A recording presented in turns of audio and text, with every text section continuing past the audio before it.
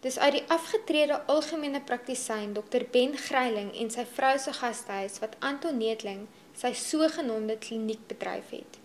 Neethling beweer hy het oud-Springbok Joos van der Westhuizen van terminale motorneuronsiekte genees.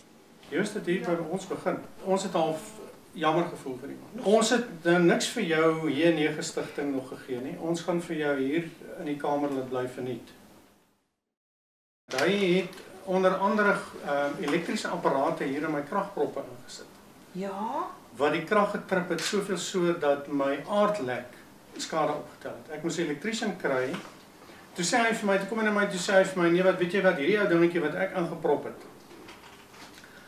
kan nie regtig jou krag trip nie. Dis 'n power surge wat van buite af gekom. Hy het sy huur betaal, maar hy het 'n klompie van sy kliënte wat hier gebly het waarvoor hy sou betaal. Het hy toe nooit betaal. Hy konferensie sommer net hier op my stoep gehou, sonder toestemming.